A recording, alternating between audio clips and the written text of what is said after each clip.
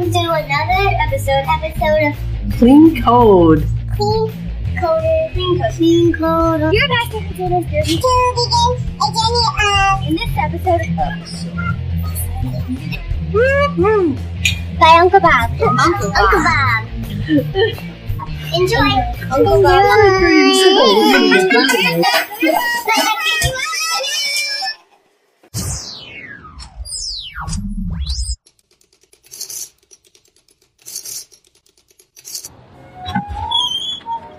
Welcome to episode 15, Solid Components. Here, let me take your hat. You remember the previous episodes 8 through 14, we studied the solid principles of object-oriented design?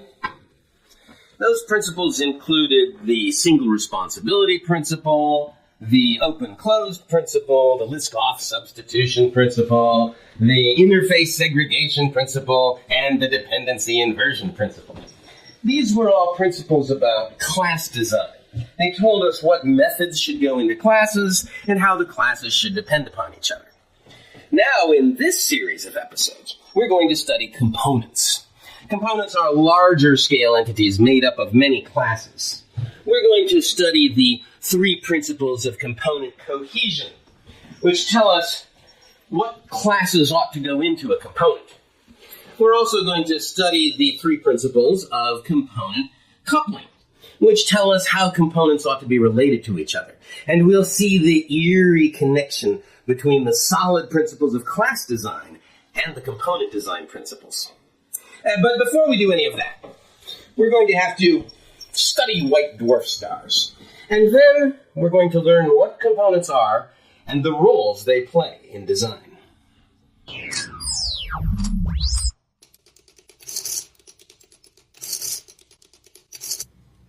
10 billion years from now, the corpse of the sun will be a white dwarf star, an incredibly dense sphere of carbon slowly cooling after the violence of its death throes. As I told you back in episode 5, the burned-out remnant of our once great sun will be roughly the size of the Earth and will retain about half the sun's original mass. It'll be so dense that a teaspoon of this material will weigh several tons. But like any ancient corpse, nothing remains of the vital processes that fueled its exuberant youth. The nuclear reactions that supported it against its own furious gravity ceased eons ago. But that leaves us with a question. What fights that gravity now? After all, the gravity is still there, relentlessly trying to pull that white dwarf in on itself. Back when it was a true star, it was the heat of the nuclear reactions that resisted that pull. But what's resisting it now? Something must be, otherwise it would collapse. You might be thinking that the answer is obvious. It's made of carbon. Carbon is solid. It's the solid carbon that's resisting all that gravity. But if that's what you were thinking, you're wrong. Solidity is merely a manifestation of the electromagnetic force. For example, it is the repulsion of the electrons in the outer shells of the atoms of these balls that makes them feel solid. Okay, then, you say, it's the repulsion of the electrons in the outer shells of the carbon atoms that resists the gravitational onslaught. But no. You see, the carbon atoms in a white dwarf star have no electrons of their own. The temperatures at the time that the white dwarf star formed were far too high to allow normal atoms to exist. Indeed, this is a characteristic that the white dwarf inherited from its parent star. The temperatures in the core are so high that the electrons and protons are moving too fast to stick together. The result is that the electrons form a kind of electronic fluid that flows between the nuclei of the atoms in the core of the star and between the nuclei of the carbon atoms in the white dwarf. These electrons form a single system, and within a single system, They must obey a rule called the Pauli exclusion principle. In 1925, Wolfgang Pauli, in an attempt to explain why the electrons within atoms organize themselves into shells, coined this now famous exclusion principle, which says that two electrons in the same system must not be in the same state. The state of an electron can only differ in two ways: spin and energy. There are only two spins, left and right. But there are many different possible energies. Since the electronic fluid in a white dwarf star can have up to 10 to the 57th electrons within it, the electrons will arrange themselves into 10 to the 57th different energy levels. 10 to the 57th? That's a big number. Some of those electrons must have very high energies. The higher the energy of an electron, the faster that electron moves. Since there are so many electrons in a white dwarf star, some of those electrons must be moving very fast indeed. And that velocity creates a pressure, and that pressure resists gravity. Isn't that weird? I mean, it's not the heat that resists the crush of gravity. It's the requirement that all the electrons have to be in a different energy state. Cool. The pressure of electrons trapped in different energy states by the Pauli exclusion principle is known as the pressure of degeneracy. Indeed, the matter within a white dwarf star is said to be in a degenerate state. And that would be the end of our story, except for one small detail. Though the carbon in a white dwarf star is degenerate, it's still carbon. And carbon under pressure forms something that men have sought, fought, and died for. At the end of our sun's life, it will become an Earth-sized diamond in the sky.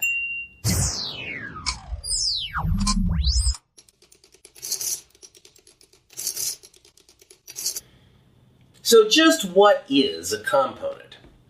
Well, to answer that question, I'm going to have to tell you a story. I began my programming career in the late 60s using machines like PDP-8s. We programmed these machines in assembler. At first, we just told the assembler where the program was supposed to start. We'd put this origin statement into the source code. You can see it here. It's got a star in front of it. And that told the assembler where the program was supposed to start. The assembler would generate the absolute binary code, and then we'd load it into memory and run it. Fascinating. Simple and direct. A highly logical, if somewhat inflexible, approach.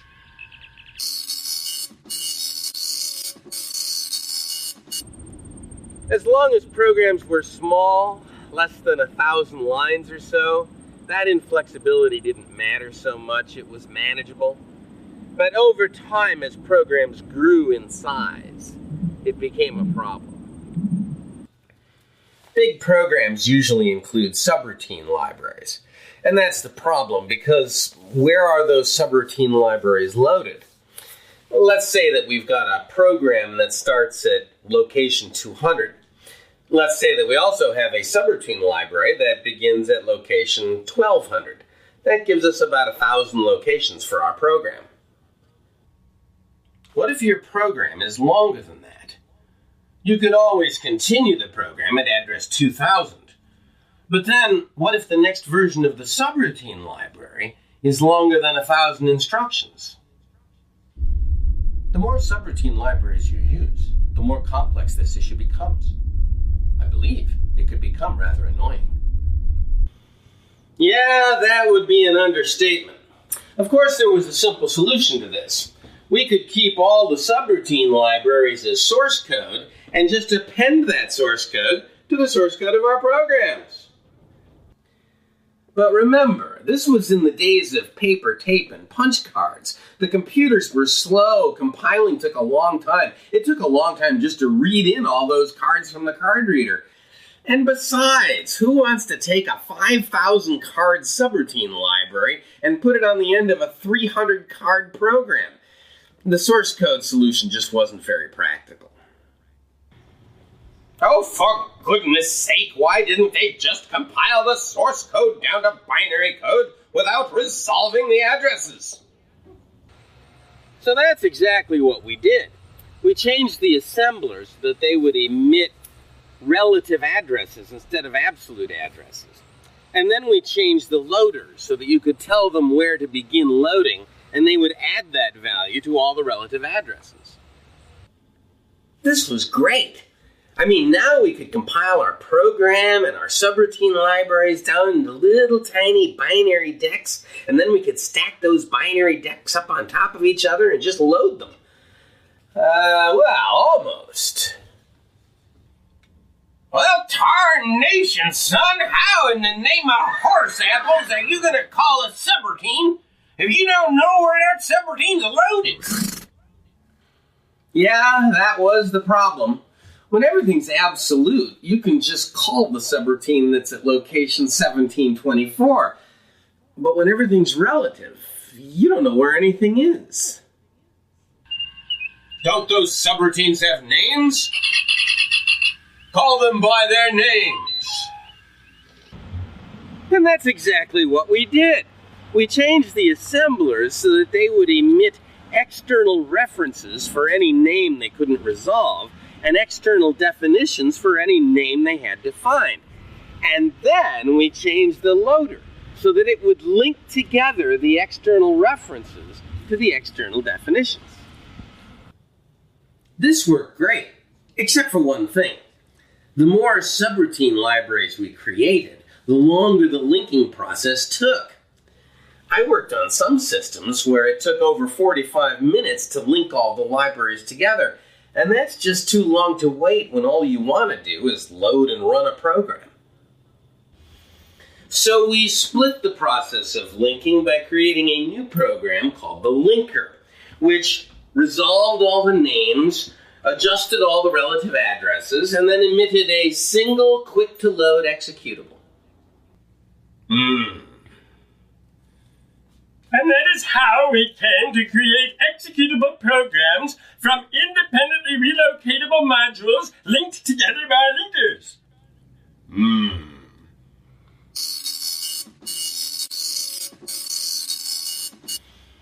This set the stage for the explosion of libraries and languages that took place in the 70s.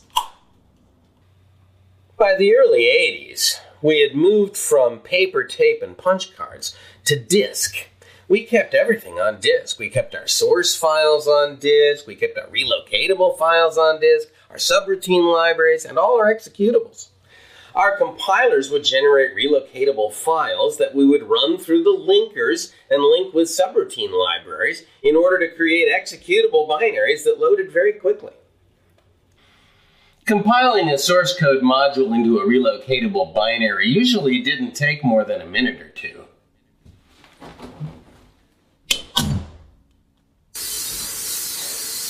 But linking hundreds of modules together along with dozens of subroutine libraries was often a lengthy and expensive process requiring a half an hour or more. And so it was the executable files that we deployed. And then in the late 80s and early 90s, we started using object-oriented languages. And with OO came the potential for frameworks. The difference between a subroutine library and a framework is simply this. Applications call subroutines. Frameworks call applications. This inversion of calling order is important because to get it, you have to use the dependency inversion principle. The flow of control from the framework to the application can't be in the same direction as the source code dependency, which goes from the application to the framework. The source code of the framework must never depend on the application. And so there are two kinds of library: framework libraries from which control flows into the application, and subroutine libraries into which control will flow from the application. And yet, the source code dependencies between the application and these two libraries remain the same. The application knows about these libraries, but the libraries know nothing at all about the application. And we still had to link them libraries together using them concerned slow as molasses linkers.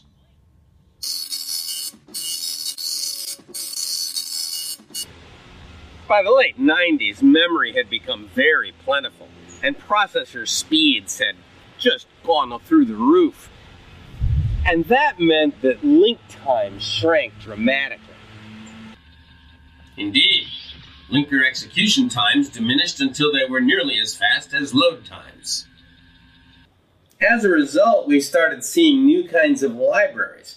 Shared libraries in Unix, dynamically linked libraries, DLLs, in Windows. You didn't have to link with these libraries, at least not right away. If your executable had any leftover external references, the loader would just link them for you. And that trend continues right up to the current day. Nowadays, we hardly ever use a separate linking step to link our executables together. We just compile our source code into jar files or DLLs and then let the loader do all the linking and relocating for us. And this leads us to the definition of a component. A component is nothing more than an independently deployable library, like a DLL, a gem, a jar file, or a shared library in Unix. What does it mean to be independently deployable? It simply means that a change to one does not cause others to be recompiled or redeployed. For example, subroutine libraries are independently deployable because I can change the application without recompiling or redeploying the subroutine libraries. The same is true of framework libraries. Changes to the application don't require that the framework component be recompiled or redeployed. The reason for the independent deployability is the one-way relationship. Applications depend on frameworks and subroutine libraries. Frameworks and subroutine libraries do not depend upon applications. And so the key to creating independently deployable components is to manage dependencies. DLLs and jar files that depend willy-nilly all over the place cannot be independently deployed and are therefore not useful components. But why is independent deployability so important? Well, wouldn't it be nice if we could make a change to our system and recompile and redeploy just one DLL or one jar file instead of having to recompile and redeploy the whole system? Indeed, you should be able to hot swap those components without bringing the system down. And wouldn't it be nice if the teams in your organization could work on their own components independently without interfering with each other? So the advantage of components is independence. Independence of deployment and independence of development. And that's what this Clean Code series on components is all about. It's about designing systems of components that enjoy the maximum amount of independence. What you have just heard was the opening statement by the counsel for the defense. You are the judge, jury, and executioner. You will hear the evidence and then act. And what evidence is it? The evidence will be a lively little jaunt through the problem of making coffee.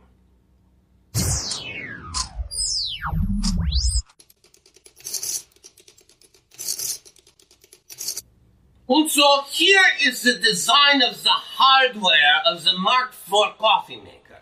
I will be presenting to you the individual elements, their purposes, and the way they work. Yeah, and I'm gonna cut through all that highfalutin horsehockey and just tell you the APIs that you need to call. We begin with the boiler.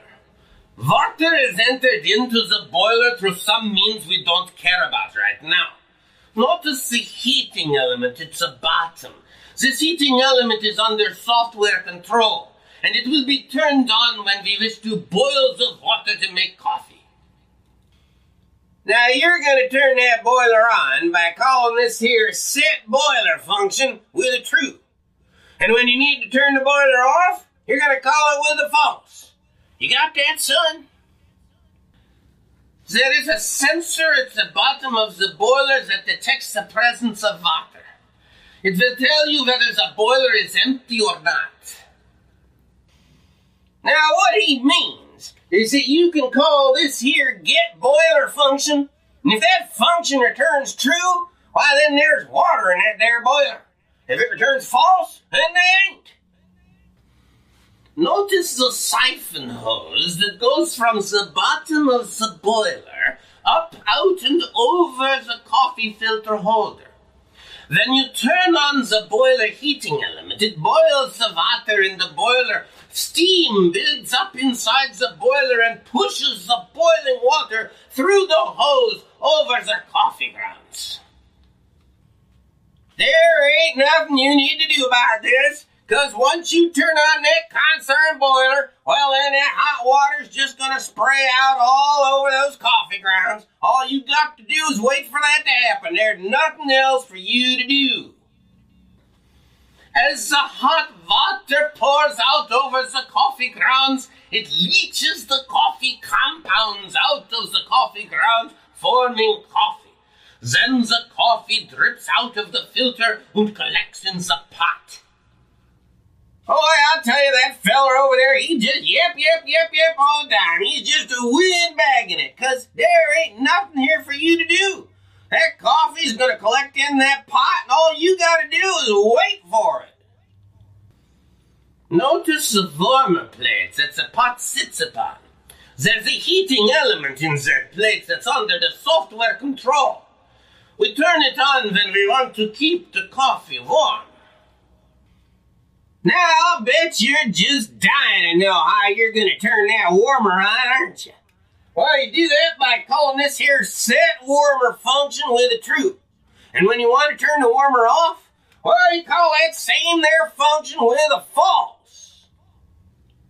There is a pressure transducer at the bottom of the warmer plate. It measures the weight of the coffee pot. The software can read this transducer to determine the status of the coffee pot. Transducer, schmansfooser. It don't matter one donkey snout dribble what you call it, son. All you gotta know is this. You call this here get plate function, it's gonna return to you a 1, a 2, or a 3. And 1 means there ain't no pot on that plate, son. 2 means there's a pot on that plate, but ain't got no coffee in it. And a 3, that means there's a pot on that plate and there's coffee in that there pot. Now, let us return to the boiler. There is a pressure relief valve up at the top of the boiler. It's under software control. When you open this valve, it relieves the steam pressure from the boiler and stops the flow of hot water through the siphon tube. Yeah, sometimes these concerned executives get so doggone impatient for their coffee that they're just gonna grab their pot and pour themselves a cup no matter what's coming out of the spout. So what you gotta do, son, is this. You gotta call this set valve function with a true. That's gonna open the valve and stop that coffee from pouring out all over the place, making a mess bigger than Granddad's diapers. Notice over here this button with this light. You can read the status of the button from the software, and the software can turn the light on or off. This is how the user controls the coffee-making process. Now what he means is that you don't start brewing coffee until this here get button function returns a true. And then when that boiler goes empty, why then you call this set light with a true. That'll turn that light on. And then when an empty pot goes back on the plate, why then you call set light with a false to turn that light off. Alright there, young'uns, you understand? You get the piece, you savvy? I mean, this here ain't rocket science. So now you go design that software to control this here coffee maker.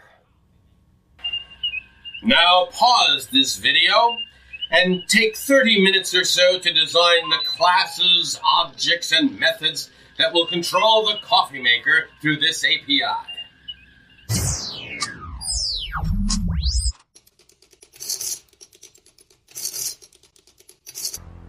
Am I to understand that you've summoned me for the purpose of designing this trivial toy application? Why should I waste my time on such nonsense? This is a simple exercise for the benefit of our audience. It will not take much of your time, and your cooperation would be appreciated. Oh, very well, since you insist. The accepted technique for decomposing requirements into object-oriented designs is through noun-verb analysis. Indeed, I have heard of this. Yes, well, we enumerate the nouns in the requirements, and these nouns become candidate objects for our design. The relevant nouns in this case are coffee maker, warmer plate, boiler, valve, heating element, sensor, button, and light. Logical. Clearly, the coffee maker noun represents the central object in our design. It is here that the high-level intelligence of the system resides. It is the coffee maker object that knows how to make coffee. Proceed. There are two kinds of sensors and two kinds of heating elements. The obvious conclusion is that both have base classes. There must be a heating element base, with derivatives, one for the boiler element and one for the plate element. And there's a sensor base class, one for the boiler sensor and one for the plate sensor. I believe I see where this is headed. Well, the rest is obvious, sir. The warmer plate sensor and the warmer plate heating element both belong to the warmer plate. The boiler sensor, the boiler element, and the valve both belong to the boiler. The boiler, the warmer, the light, and the button all belong to the coffee maker. I see. As I said before, trivial. A problem unworthy of my prodigious talents. So now, if that will be all, I shall take my leave of you, sir. Hold a moment, if you'd be so kind. Perhaps you can explain one or two points that I find puzzling. Oh, very well, if it will hasten the end of this dissipation.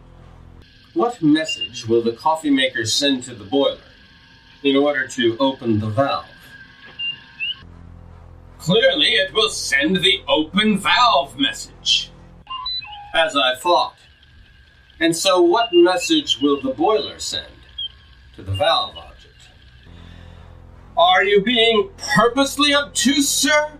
The boiler will send the open message to the valve. Indeed, yes, so it would. And so how then will the valve object implement that message? You try my patience, sir, you truly do.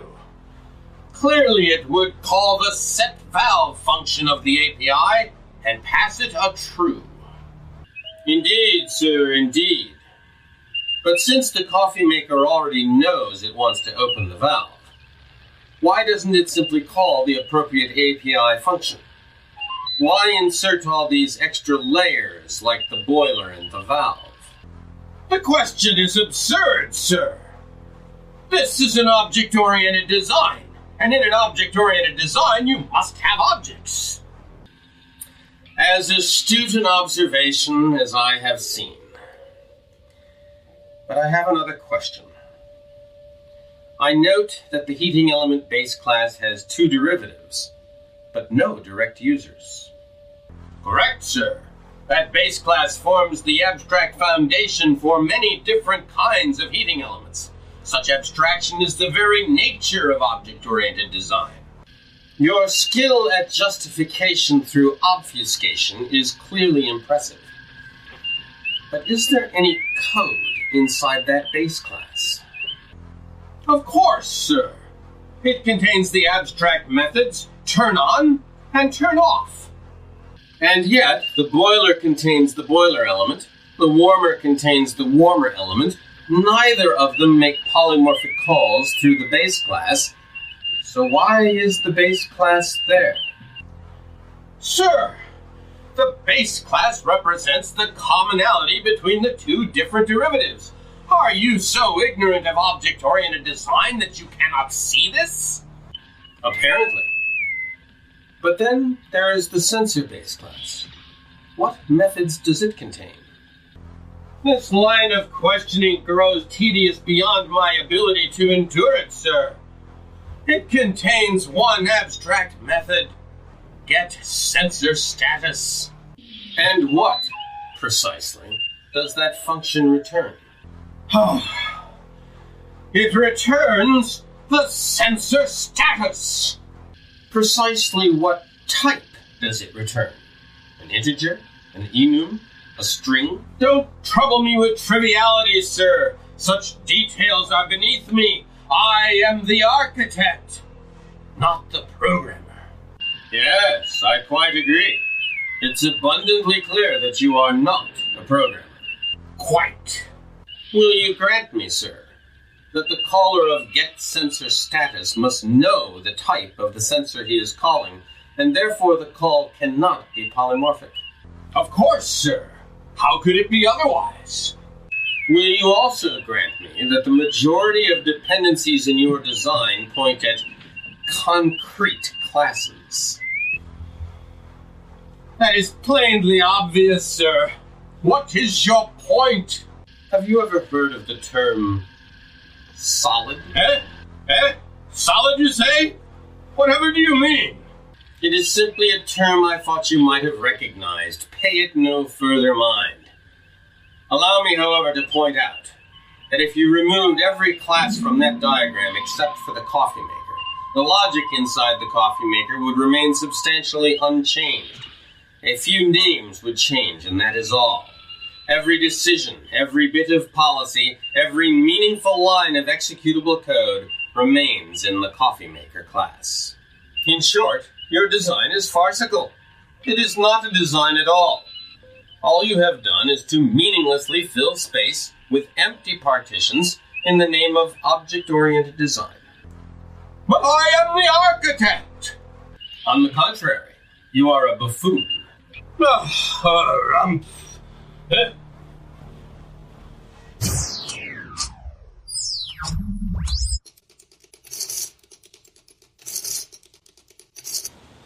Let's try this design again.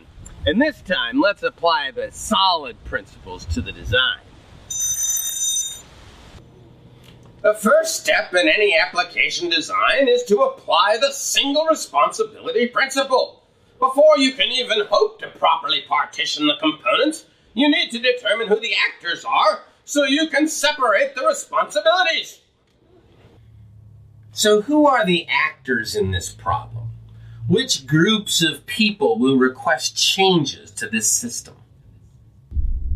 It seems clear that one of the actors is the person who decides to make coffee in the first place.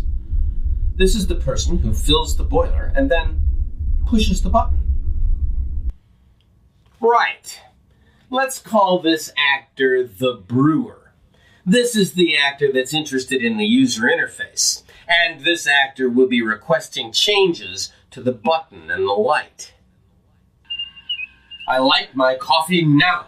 I refuse to wait for the pot to fill up. Okay, we'll call this actor the now drinker. This is the actor that will request changes to the plate and the pot so he can remove the pot from the plate when the coffee's still brewing. And I like my coffee hot!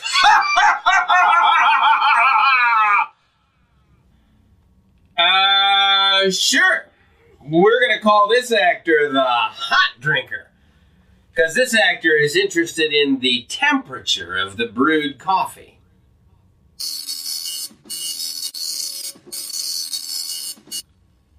Now, son, you got yourself 3 actors. You remember that there single responsibility principle, don't you? So how many modules you think you're gonna need? Well, at least 3, right?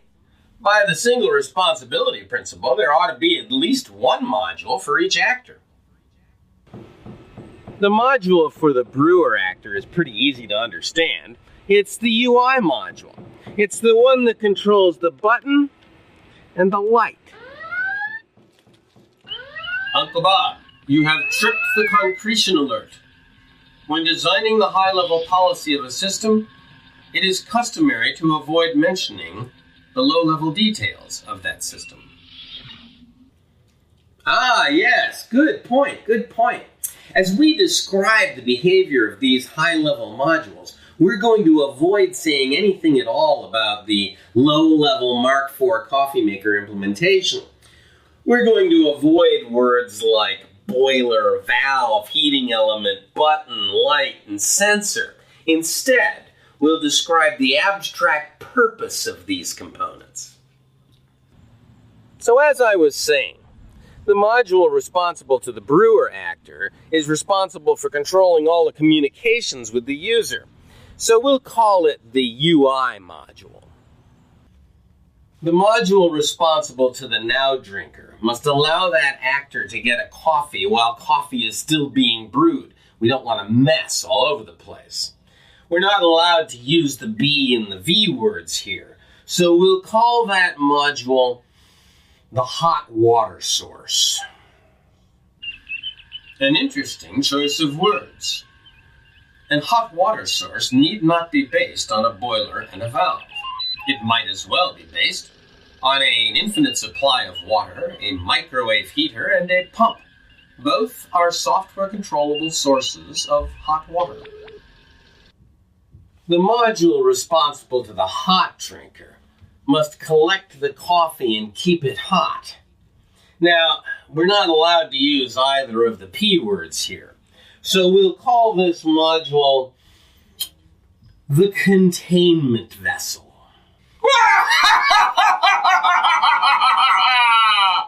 Excellent. I have to say that containment vessel is an appropriate word. I like my coffee strong enough to kill a Danubian slime devil. Ah!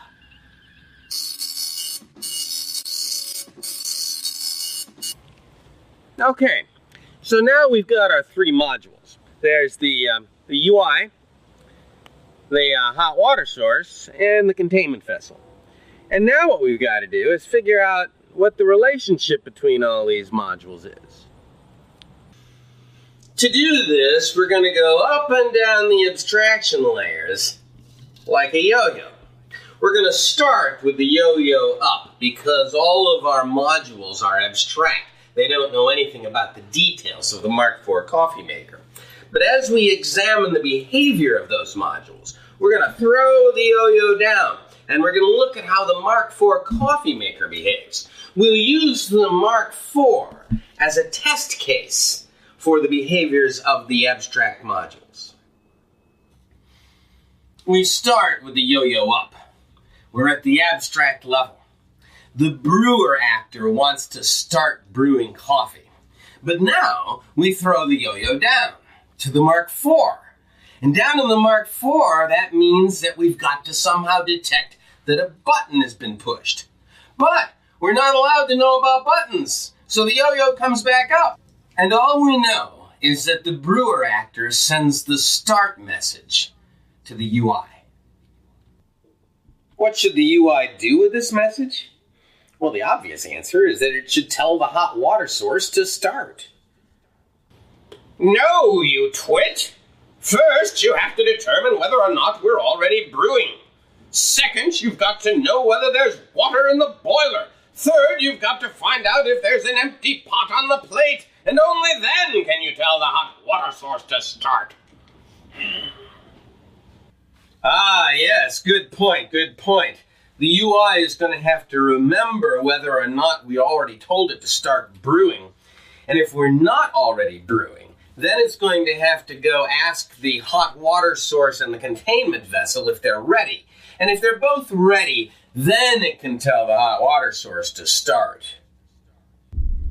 This simple analysis has allowed us to see that the UI and the hot water source both have a start method. It's also allowed us to see that the hot water source and the containment vessel both have an Are You Ready method. And finally, it's clear that the UI depends on both the hot water source and the containment vessel. So, what does the hot water source do when Are You Ready is called? Well, in the Mark IV case, it's going to make sure that the boiler's got water in it. And by the same token, the containment vessel in the Mark IV case is going to make sure that there's an empty pot on the plate. When start is called on the hot water source, the Mark IV implementation needs to close the valve and turn on the boiler's heating element. And then the thread of control bubbles all the way back out to the brewer. What happens to the thread of control after that? Well, we don't know. Maybe there's some kind of operating system working behind the scenes. We'll deal with that later.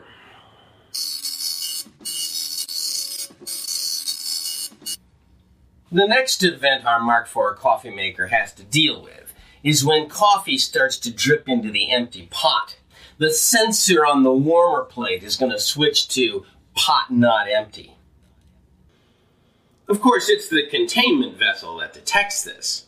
But then in the Mark IV, the only action is to turn on the warmer plate. And since that all happens down in the implementation, well, there's nothing for us to do at the abstract level. The next event occurs when the now drinker removes the partially brewed pot from the warmer plate. Again, this is detected by the containment vessel, but in this instance, other modules must be brought into play.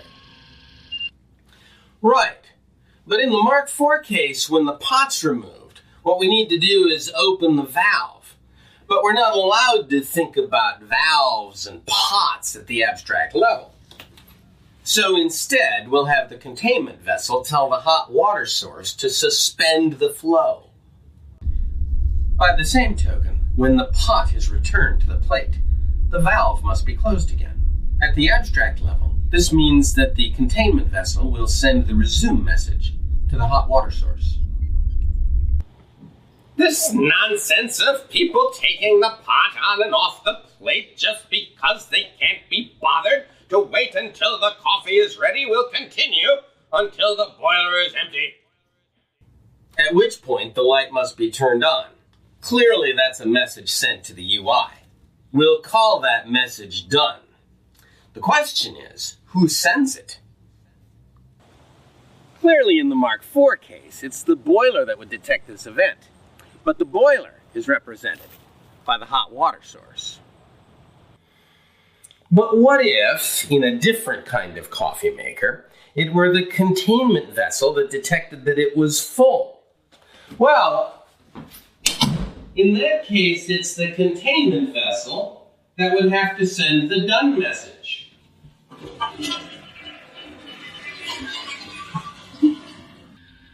Which module sends the message is irrelevant. What matters is that the message gets sent. This is a matter for the low-level implementation to work out and has nothing to do with the high-level policy. Once the boiler is empty, people are still going to be taking the pot on and off the plate for a while. And we don't want the containment vessel to be sending send and resume messages to the hot water source during that time. So, if the hot water source sends the done message to the UI, it should also send it to the containment vessel to let it know that brewing has completed. At some point, an empty pot will be returned to the plate, and that's when the light should be turned off. Clearly, it's the containment vessel that detects that it's got no more coffee to deliver, so it'll send the finished message to the UI. And that's the high-level design of our coffee maker. There are 3 objects separated by responsibilities, and they collaborate to brew coffee. What you see here is the high-level policy of the coffee maker, divorced from all the low-level trappings, all the details like buttons and lights and heating elements and valves and all that stuff. Pure policy.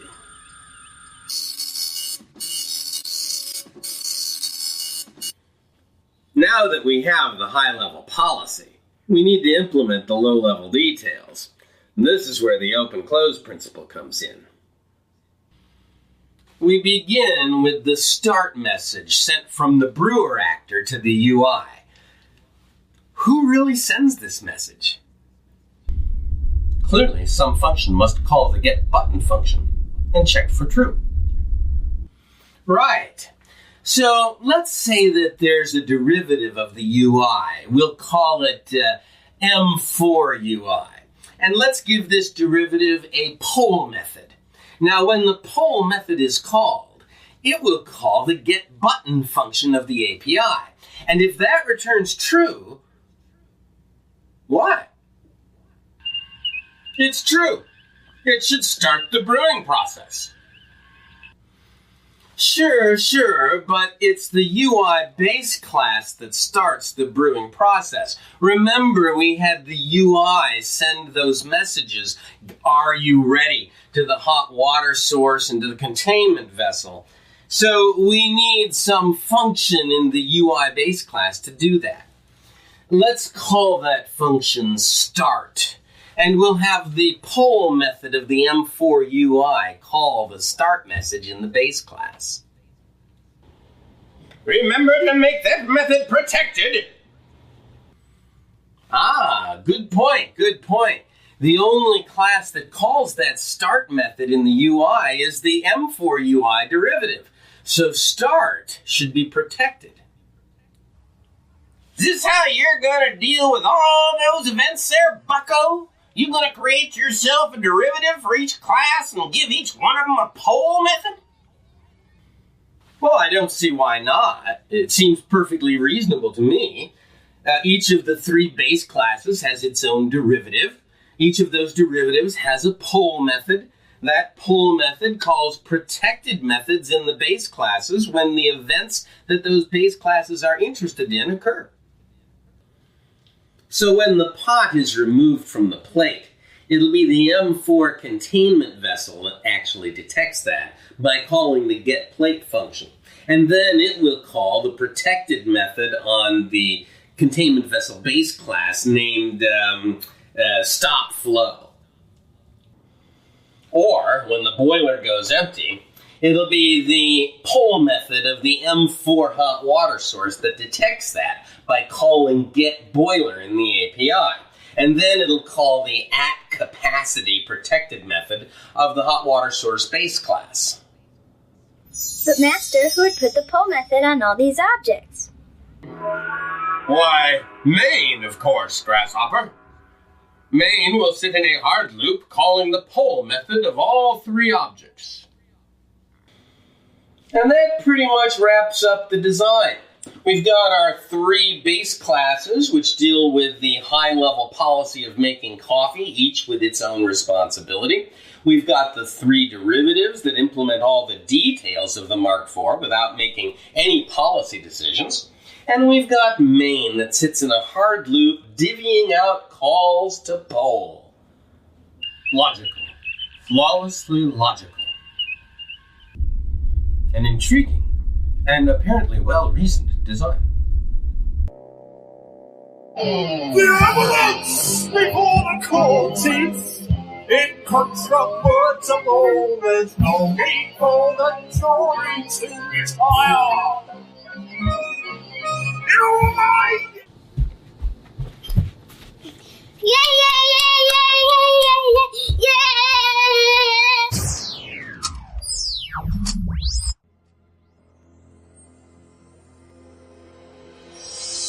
Stop. Here's the design of our coffee maker. Now, watch this neat trick. See that red line? Notice it contains all of the high-level policy classes of the coffee maker, and all dependencies that cross that red line cross, going inwards in accordance with the dependency inversion principle. The classes inside that red line make our first component. Ja, und what a fine component it is. all the high-level policy and none of the low-level details. I think this component could be the heart of many, many different coffee machines. Consider, for example, a coffee maker that has an infinite supply of water heated with a small fusion reactor. The water is pumped over coffee grounds, and the coffee is collected into a tank with a spigot at the bottom. You instruct the coffee maker to make coffee by saying, "Coffee, hot, black." Yes. The voice recognition unit would be the UI. The fusion generator and the pump would be the hot water source. And the tank and spigot would be the containment vessel. This would work out quite well. Why, hell, boys! I think this component could be used to make hot chocolate or chicken soup. Yeah, I bet your doggone thing could run my moonshine still. Right, that's kind of the point. The M4 derivatives are plugins to this component. This component is completely isolated from them and knows nothing about them. Better yet, we could make all three of those derivatives their own component. They're all independent, and that would allow us to do something cool. We could have an M4 UI and couple it to an M5 hot water source and couple that to an M6 containment vessel. I mean, think of the possibilities. Complete interchangeability. Yes, interchangeability, independent deployability, the physical separation of high-level policy from low-level detail. These are the benefits of good component design. You know you want it now, you know you do.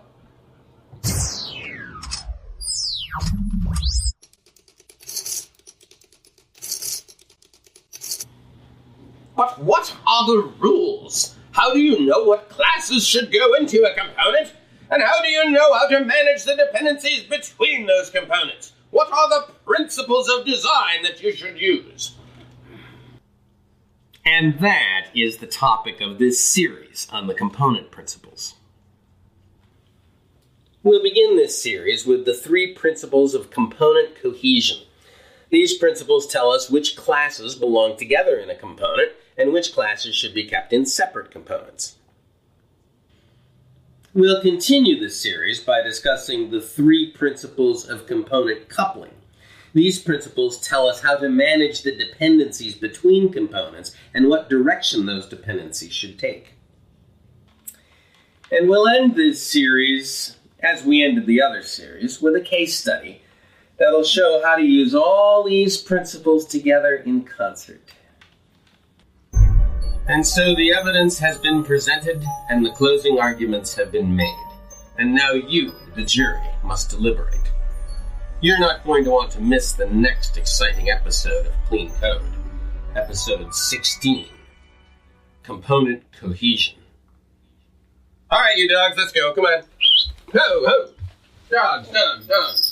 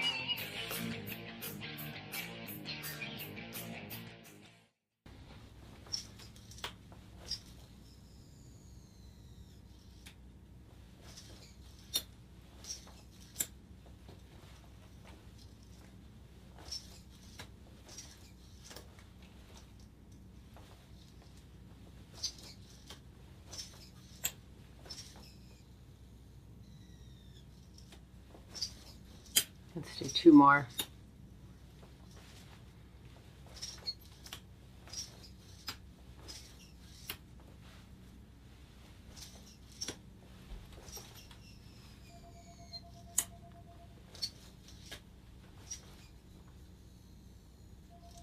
Okay.